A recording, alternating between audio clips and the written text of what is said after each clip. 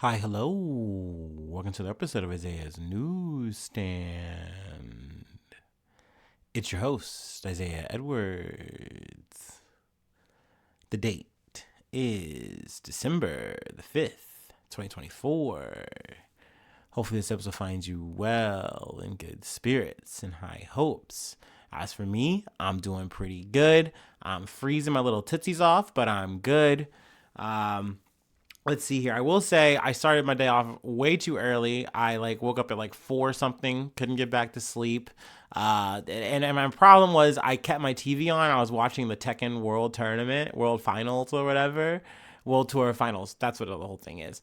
And I was like, oh yeah, this is so cool. It's so cool. And then I just conked out. And then next thing I know, I wake up towards the latter end of it, which I was like, my goodness, this is crazy how long this is going. I thought it was just gonna be a short thing. It was gonna end while I fell asleep. No worries, no problem. But no, that was roaring. But yeah, no, I mean, hey, it was a cool way to wake up. Not gonna lie, I love me some good ass Tekken. But yeah, that kind of set the tone in a poor way. I was very tired, but I had gosh, I've had 2 energy drinks, 2 cups of coffee today. So, I stayed pretty wired. Of course, it was busy, wall to wall. And, that being said, we're still good. We're making our way downtown. It looks like I'm going to have another weekend shift. I don't know if I said that the other episode or not, but, we're back at the mines. We're staying there all day, all night. Well, not all night, but you know what I mean. So yeah, working on the weekend. But let's see here. Let's do food corner. Let's just shift to food corner. Why not? I had chicken tortilla soup. I had the rest of my ciabatta bread with some butter on it. And weirdly enough, I have to say I was feeling fat, and I had put on a salad. Especially the salad is definitely fatty salad. When I got the pastrami on there, I got some turkey on there. That was unnecessary, but I was like, I got it. I gotta use it. Let's just do it. So little fat on that, but it was yummy. It was all good. Let's see here. Is there really anything else to talk about on the personal news tip? No, I feel like we're good. I feel like we're solid. Let's go ahead and do our startup, and we'll get into some news. Got a few things to cover.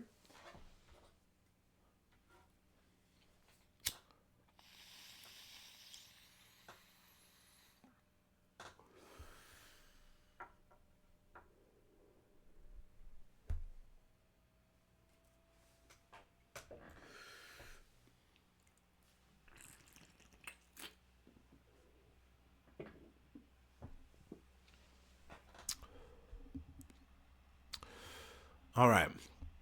From CNN. Cuba plunged into darkness as electrical grid suffers fresh collapse. Cuba's energy Cuba's energy grid has collapsed, leaving millions without power. The latest in a series of failures on an island struggling from creaking infrastructure, natural disasters, and economic turmoil. So I know in October, I don't know if we covered this part. I think we came in around I think it was November when that hit. But Cuba suffered from several power grid failures in October, which were initially caused by a lack of fuel at power plants that officials struggled to get back online because they were so outdated. The country's national power grid collapsed again when Hurricane Oscar hit in late October, killing at least 7 people. Another storm, Rafael, slammed into western Cuba in November as a Category 3 hurricane, yet again knocking out power across the island and flooding parts of its western provinces. Days later, a 6.8 magnitude earthquake struck off the coast of eastern Cuba just an hour after a 5.9 quake also impacted the region. Homes and power lines were damaged, and landslides were reported in several communities. Excuse me. So I guess of a bit of a good update, you could have said at least up until before, now they had gotten power back on, so that was good. But unfortunately, it went back out. So hopefully, we can get back to a better report coming out of Cuba. But we shall see. We shall see. I got another update related to the Well, I say it's related. I feel like you can say that it's pretty related, though. It seems like some media outlets aren't really telling the story that way, which is fine. I get it. You know, you're following the beat and sticking to that, but at the same time, I don't know. I feel like you're ignoring like a big elephant in the room, if you will. But also, I guess an update on that. Actually, no, I'm sorry. I got a little bit ahead of myself, but I did want to mention, since we just talked about an earthquake in Cuba. Uh, Breaking news from California. I know there was an earthquake, a 7.0 magnitude earthquake. I know there's like, I think, a tsunami warning for maybe like that region, just because of that. So I just figured I'd shove that in there, a little bit of extra news. But yeah, no, about the insurance, was it Brian Thompson guy? They have a photo of the shooter without a mask on. At least they feel like it's pretty confident. It matches the same outfit, all that shit. They also said they found evidence, there was casings that had some words on there. Actually, I'm pulling this from a random article that I'll get to in a second. It had the words deny, defend, and oppose on the shell casings of the bullet that was used to shoot the CEO. And then they also have I think a water bottle and maybe like a granola bar that the shooter was eating. So, but once again, the manhunt's still on. He's still, hit the bricks, was on the e-bike, and next thing you know, they lost him. So that's still a thing. But that's not really the update I really wanted to talk about. But yeah, let's go ahead. Once again, this is from CNN. Insurance company halts plan to put time limits on coverage for anesthesia during surgery.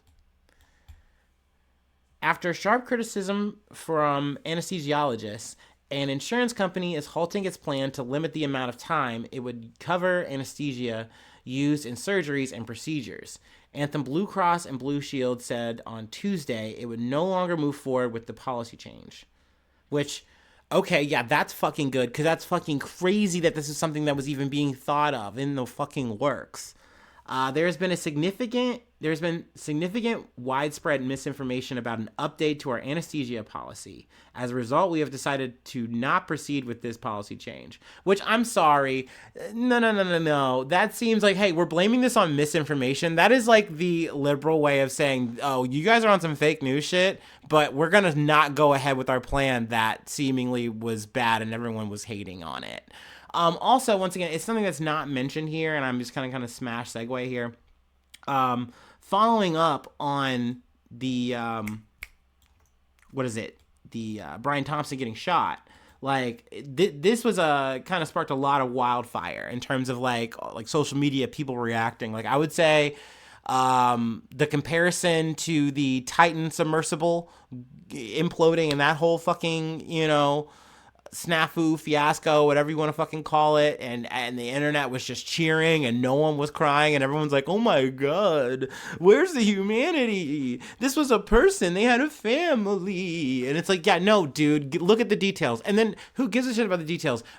Millionaire, billionaire guy fucking dies. Yeah, no, I don't feel bad. Like, that was that situation. This is very akin to that. And I think that people were out here and they were mentioning, and this is why I have Keck as the thumbnail person for this, just because, yes, it's Blue Cross, it's Anthem Blue Cross Blue Shield who is the provider here, but I believe she's the president and the CEO. She's mentioned in a lot of these memes, like saying, hey, this is the person who is denying this. And I'm gonna go to just like the Peel, the Jordan Peele sweating meme. Blue Cross Blue Shield: we will no longer pay for anesthesia for the length of some surgeries. United Healthcare CEO gets shot in targeted attack. And then it's Blue Cross Blue Shield CEO sweating. So yeah, I think that this shit kind of hit and people were talking about it and it was really moving around. And I think that that's it. Blue Cross Blue Shield were like, we need to stop. We need to stop the train. But also, I know I'm kind of zigging back and forth between CEOs and companies here. But this article is also relevant that I want to mention from Futurism. Murdered insurance CEO had deployed an AI to automatically deny benefits for sick people. It's also worth noting, I'm just going to run quick to this. The algorithm in question, known as NH Predict, allegedly had 90% error rate, and according to the families of the two deceased men who filed the suit, UHC knew it. So, once again, I really do feel like the motive for that with Thompson getting shot is pretty clear and apparent. You know, this is a person who was making active decisions to put money first and patients second, which means people are going to watch their loved ones die. People are going to go through more hardships to get the things that they need. And for what? Just so they can get squeezed by their provider? Like, it's so fucked up. So once again, lily padding back to Blue Cross Blue Shield, I do appreciate the anesthesiologist who stepped up and said, hey, this is no minor thing. Like, we're going to get our paychecks no matter what for these surgeries, okay? But we understand that the undue financial burden is going to trickle down to these patients, to the, these other, lesser providers or whatever the fuck. You know what I mean? Like, they're going to suffer. They're going to be on the hook to pay this shit because you guys are saying, oh, well, this is medically necessary up until this point, and then we don't think you need it anymore. And who knows? Maybe they got AI on the fucking shit too. We don't know. We won't know unless this shit comes up in some kind of lawsuit or something. They're very sly. They're very slick with this shit. Or sometimes they are dumb and they go, actually, we have AI powering this and this and that. And it's like, bro, maybe don't do that. Maybe this isn't the nuance you think it fucking is. Maybe this is going to lead to more problems. But like, at the end of the day, if it makes their bottom line better, they don't give a fuck. They don't give a fuck about it. They don't give a fuck about us. They never have. They never will. So, look, once again, this is why people are respecting the shooter. This is why motherfuckers are rooting for him at the end of the day. Like, if you're curious where the humanity went, I don't know. Look to the motherfuckers. Look to the motherfucking 1% and ask where the humanity's at. Anyway, I feel like we've zigged and zagged on this enough. I wanted to get to we gotta go back. We have to go back to the Supreme Court. Can I tell y'all, y'all know I always get grumpy with this shit, especially, just with this supercharged ass fucking Supreme Court where it's just highly conservative. Like, it's the worst. It's the worst season when these guys come up and we have to go through these court cases. And then, it's the worst again when I have to hear the verdicts we inevitably know the outcomes to because these guys are split 6-3. So, I want to do my best with this, but I will say I'm probably not going to do it justice in terms of the coverage. I'm just saying this up front. So I want to reference The Daily. They did a good job in terms of the breakdown of this case and like the details. Also, this article just that I'm about to just kind of pull some stuff from NBC News does a pretty good job of the breakdown. But yeah. So we're going to do our best. I feel like it's very important for me to at least do what I can to talk about it and give my 2 cents as just a fucking human being. You know what I mean? Like, I always say this here. I try to remind them. It's like I have friends who have to deal with this shit. And I feel like you shouldn't have to have someone in your life or have people in your life to, like, get this shit and understand that, like, what's happening here isn't right, and it's very weird, and it's a very warped way to perceive people wanting to just have their identity, whatever the fucking age. But, that's why I fight about this shit. It's not nothing to me. None of these issues are just not nothing to me. You know what I mean? But anyway, Supreme Court skeptical of challenge to Tennessee ban on transgender youth treatments. The conservative majority Supreme Court on Wednesday leaned toward upholding a Tennessee law that restricts gender transition treatments for minors in a significant case about transgender rights. It did not appear, based on a lengthy oral argument, that conservative justices believed the law constitutes a form of sex discrimination that would mean courts have to give it close scrutiny. The court's 3 liberal justices all appear to view the law as classifying people by sex. The court, or 6-3, we already talked about that. Oh, but it is important to note that this was brought, it was brought up because the Biden administration said, hey, we want this case to be heard. We want to make sure that these transgender teens that are going through this situation, their families, get a chance to be heard. So it's their big part to play here. And that's relevant because obviously we have President-elect Donald Trump coming into power in January, and obviously he's not going to be about this shit, and he has the power, his administration will have the power to disavow it. Now, maybe that doesn't affect the case, maybe it does. We won't know until these things kind of come into place. But that being said, just like I mentioned up top of this article, this is a 6-3 majority. So the way this kind of leans is the way it's going to be, most likely. I don't see any surprises in this situation, but I do think it's worth breaking it down a little bit and talking about it. The state measure, which was enacted last year, bars gender transition surgery for minors. I always mention this as well. I try to mention this. No one is getting surgery as a minor. Like that's not the thing. They do these blanket ass fucking bans so that they can make it sound as scary as fuck. And then it's like, okay, but like we are really talking mostly about puberty blockers and hormone therapy. That is a key thing. Not to mention that's not the surgery part of it isn't even on the issue. A lower court judge said the plaintiffs did not have legal standing to challenge it. It's like, okay, fine, whatever, cool. Like that's not the thing that's the fucking issue here. Now, no matter how the court rules, it will have a broad impact as more than 20 states have passed laws similar to Tennessee.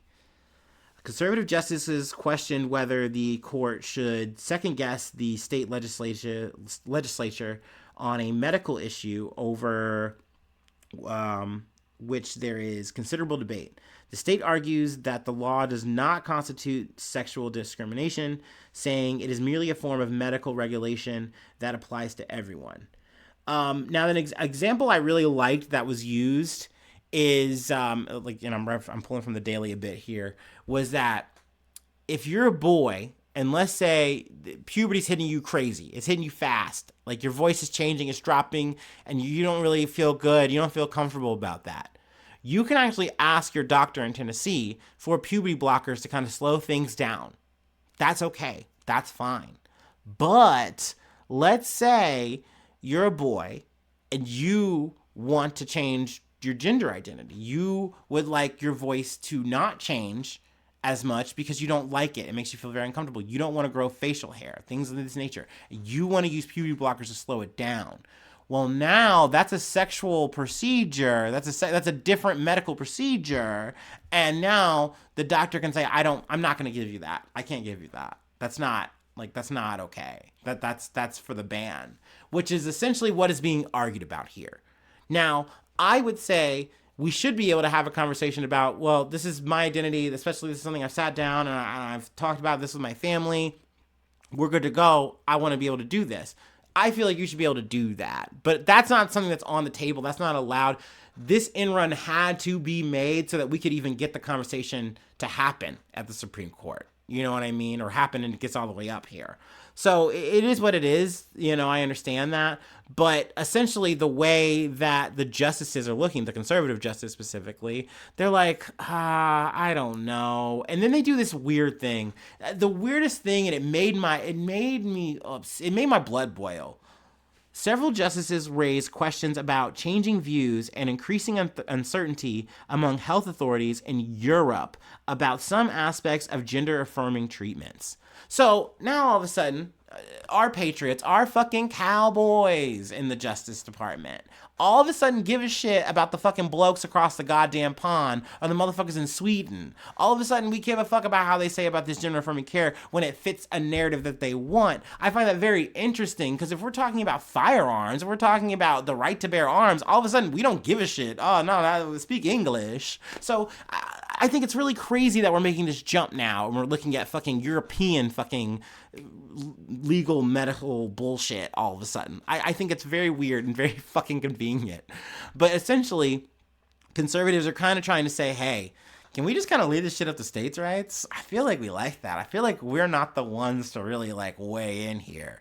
I guess I'll read a little bit of a quote here from fucking Justice Brett Kavanaugh, which I love. I love our all of a sudden, because he likes to cosplay as some kind of conservative moderate. It's like, you guys are fucking playing pretend. You all know what you want, and you're all pretty much goddamn aligned about this shit, unless you're worried about being booed by people. That's the only thing that makes these people even pretend to be moderate sometimes. I hate it. It strikes me as pretty heavy yellow light, if not red light, for this court to come in, the 9 of us, and to constitutionalize the whole area, when the rest of the world, or at least the people who the countries that have been at the forefront of this, are pumping the brakes on this kind of treatment. It's also worth mentioning that what is this? Case Strangolo. I'm getting her name wrong. Strangio. I know I fucked that up. But she mentions, it's like, yes, they are pulling back, but the thing about puberty blockers, that's still a thing. That's still on the table. No one's taken that off in Sweden or the UK. But it's like, okay, whatever. But it's also worth mentioning here. Yeah, I think we are getting to a point that I definitely wanted to highlight. Conservative Justice Samuel Alito asked the toughest questions of the challengers, including Chase Strangio, an American civil liberties union lawyer who became the first openly transgender person to argue at the court.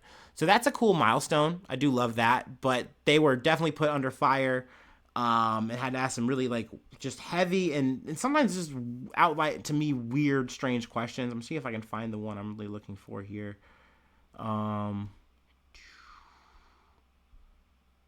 Bear with me. Here we go. This was really important to me, and I think it's definitely a key thing to mention. Alito questioned the medical evidence for the efficacy of puberty blockers and hormone treatments, which the Biden administration has asserted is overwhelming. He also asked Strangio whether being transgender is an immutable characteristic in the same way as, for example, race, which I would say it is. Like, this is something that people and this is something I think I struggled back when I was Christian, younger Isaiah. But is being homosexual a choice? Is, being transgender a choice? And it's like, do you think people actively want to do these things for fucking attention? And I actually have asked these people, and I've heard people's opinion. They do think that. They actually do. But at the end of the day, it's like, no, people oftentimes have a certain kind of confusion. Sometimes you might even say a dysphoria. And you need to be able to have the outlet to even talk about these things, or at least pursue these things, so that you can at least find out if that's what you really want. The problem is you don't get the opportunity. And conservatives on the right are like, no, we don't want to give you the opportunity. It scares us. It spooks us. And we want to make sure that we're protecting our kids. From what? The chance to figure out who they might be? That is such a confusing, warped thing to me. And I'll never really wrap my head around that now, but I do remember when I was younger, that was something where I'm like, but maybe it is a choice. It's like, no, dude, actually run that shit down. No, man. And then when I feel like you're thinking about this from a Christian lens, I feel like you're thinking about it as some kind of sin.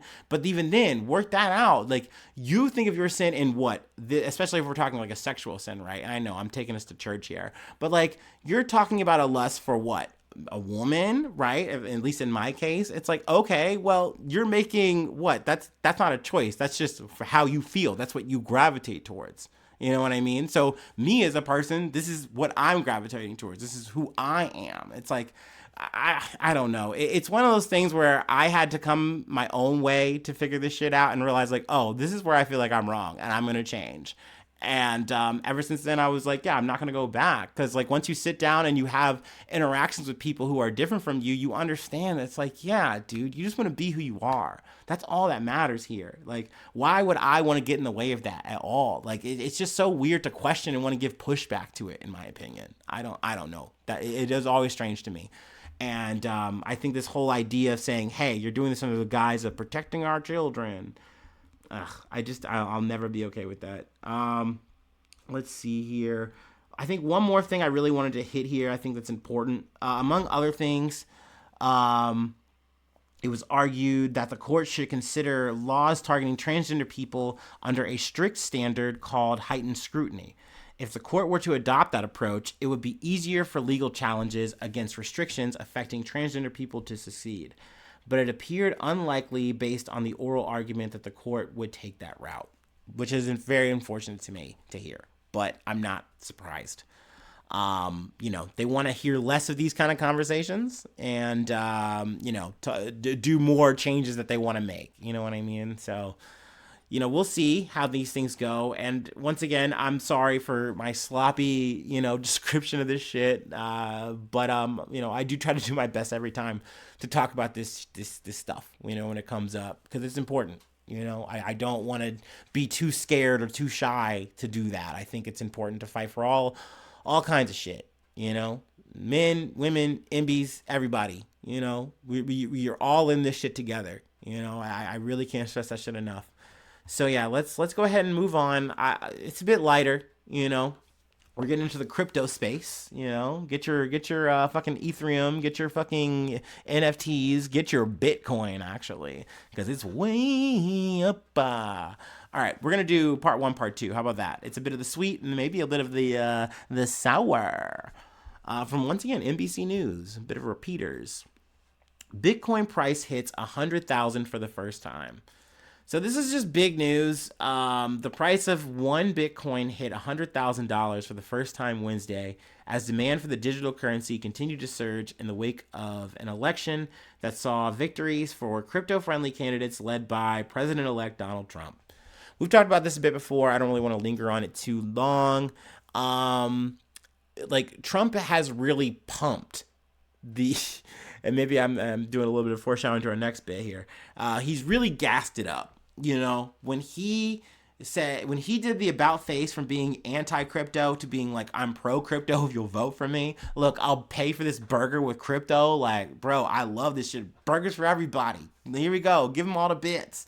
That really was something for like all these crypto guys to just like latch onto. And I mean, they whipped up a fervor. And I mean, I think it's still going on. And I think people are still on that wave. But that being said, I mean, do I think personally this is going to last? I don't know. I really don't think so. But that being said, we've talked about this before and we'll talk about it again. Do I think cryptocurrency, Bitcoin, has an end date? No, I don't. I don't think it's in my lifetime or, any of ours.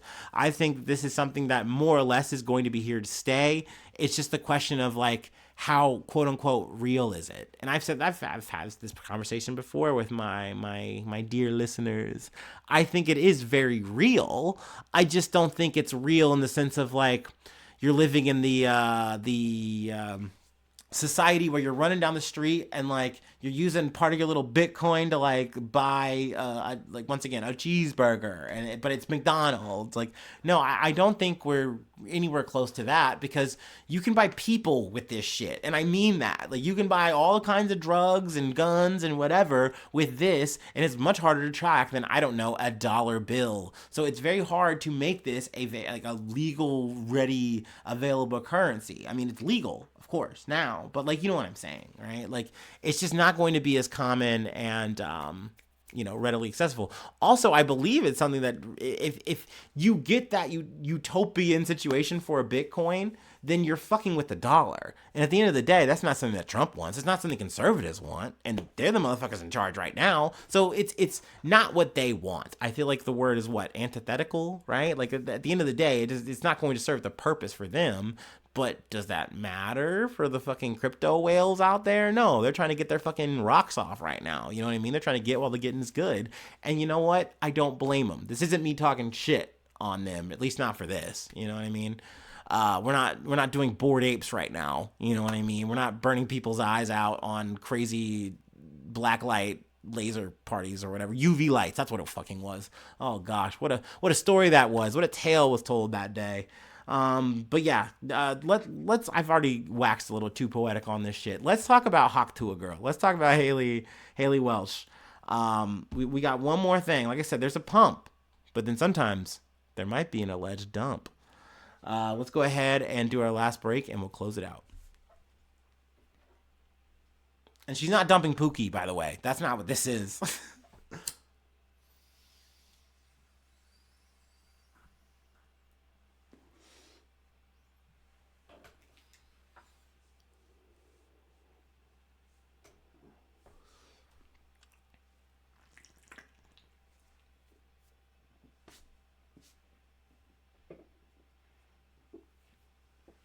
All right. This is from Coin. Excuse me. Coin Telegraph. Tuah meme coin dumps 90% amid backlash over controversial launch. The launch of viral influencer Haley Welch Tuah meme coin. I believe it was it's called Hawk on the meme coin or whatever. Sparked outrage across social media as the newly launched token briefly pumped and then dumped rapidly following a controversial deployment involving allegations of snipers and insider wallets. Welch has denied any insider sales or activity on behalf of her team or any affiliated entities. The Tuah, or yeah, I believe it's Tuah, or maybe that might be a typo on the site. I don't know. Hawk meme coin was launched at 10 p.m. UTC on December 4th, and quickly rose to the peak market cap of $490 million. The price of the token then plummeted and was trading at a valuation of $41.7 million at the time of publication, marking a 91 downturn in less than 3 hours, according to Dex Screener data. That's not good. That's very bad. According to aggregated data from Bubble Maps and Dex Screener, a mix of insider wallets and snipers, entities that rapidly buy up huge amounts of a token supply at launch, control between 80% to 90% of Hawk's supply at launch. Essentially, you now have control of it, and then the shit just withers. And, then they can just sell it off and make all the money, and you don't make any money. So, like, guys at the bottom are just literally getting rug pulled, and the guys at the top get to make away like bandits. In December 5th, post to X, Welch's official account said that the team hadn't sold any tokens and no key opinion leaders were given free coins. It added that they had launched the token on decentralized liquidity protocol Meteora to reduce sniping risk. Now, a lot of people are, piping up saying like, yo, you're probably going to go to jail for this. And I don't know. I mean, they said that shit about the S Kid. We've talked about him before, which also that's worth mentioning because I didn't realize I was touching something very hollow there. I later proceeded like over the week, since that story, I have heard about pump.fun. What a black hole. Like, I've referenced Live Leak before, and I gotta say, this might be the closest thing to that. Like, they had that going until they finally shut down their live streams. Thank God. People were doing the craziest things to try to pump their meme coins so that they could get it on like a bigger index for these meme coins, which once again, a meme coin is nothing real. There's nothing really tangible about this shit. It's just an interest. And then people are like speculating on it, right? Like it's pretty much gambling because it always resorts to this. I don't want to say always, but that's essentially what this usually devolves into from what I'm seeing is you make this like weird thing like what is it? The Rizzler has a meme coin, and it's not actually the Rizzler. Like, they're not making the money. Someone made it up, like, just trying to capitalize off of the fucking meme. And, like, there's just so many permutations of these kind of things all over this site. But then there's a live stream element to that. And I know, we're like, what about Haley Wells? Well, we're going to get back to that. But essentially, there was a live streaming element to this. And there wasn't much moderation to it, by the way. And people were just making up coins and saying they were going to do all this kind of shit. And not to mention, by the way, you can't give financial advice unless you're a financial advisor. I do try to say that when I can, whenever I'm talking about economy stuff or what have you. So yeah, definitely not a financial advisor. But at the end of the day, motherfuckers were doing and saying crazy shit. Like, there were some going up to the point of saying, I'm going to like kill my family if you don't invest in this coin. Like, whatever the fucking coin was. And it's like, bro, what? Or like, there would be some people like, I'm gonna hang myself if you don't invest. And then like, he proceeded to like, once the thing tanked, he like did the whole thing. But then like, someone's like, hey dude, you're not actually doing it. But it's like, this is insane. And that's who the X kid, he did his little rug pull on that. And also there's a story too where apparently some of the people got their lick back. They got their money back off of him by making meme coins off of his family. And it's kind of weird. It's a whole deep dive, but you can call it an update there. But that being said, we can kind of go back to this Hawk Tuah rug pull potential legend, whatever. And I think CoffeeZilla dropped a video on this shit. He had called this shit out on X, the Everything app. It's like, this doesn't seem on the level. Maybe you should not invest in this. But yeah, people did. And yeah, I don't know. I'm sure he's already gotten to the bottom of this shit, and he's probably called this shit out for what it is. Maybe I might check that shit out after I close this out. But yeah, we'll see. We'll definitely see. This doesn't look good. She's saying, hey, I think they even like cut fees, because I think that's another way how this whole racket kind of works, is that there's fees on the site. Like there's fees on whatever, like the people who like set the coin up too. Like you're all getting like a piece of that, if I'm not mistaken, that goes to the whole thing. And it's like, okay, this is how people make a little bit of their bread off of this shit. Maybe, I don't know. I'm not gonna lie to y'all. A lot of this shit's above my head. I did a little bit of the Doge for a second, and I was like, this is really stupid. I'm losing money, and I pulled my shit out, and I never went back. Like once Elon Musk went on SNL and that affected it, I was like, oh, I made a mistake. I've made a mistake. So yeah. But yeah, Hawk Tuah girl, she's doing meme coins. Not good. Probably grifter. Might be a scam goddess. And I mean, to that, I say, spit on that thing, because y'all know we love a good scam. But yeah, that's where I'll leave it. I know this is a bit of a long one. Again, I'm back on my habit. I can't stop. Anyway, if you'd like to help out, support the effort, tip me. Patreon.com/Isaiah News. Become a newsie today. Shout out at the top of the month and plug a project if you'd like. Free ways to hit me up, IsaiahNews1@gmail.com. Feel free to follow me or the podcast on any of the socials. Please subscribe to the YouTube. Got a new subscriber. Really appreciate that. We're marching along. Love to see it. It's the road to 500. But yeah, leave a like, leave a comment. It's always appreciated. Sharing is caring. And also feel free to do that on Spotify. You know what I mean? We just talked raps. You can just follow me on there. Keep up with that. Maybe I'll be on your rap next year. I would love that. I would love to see you next year. Anyway, hopefully I see you soon for some more good news. I love you. Bye-bye. Mwah.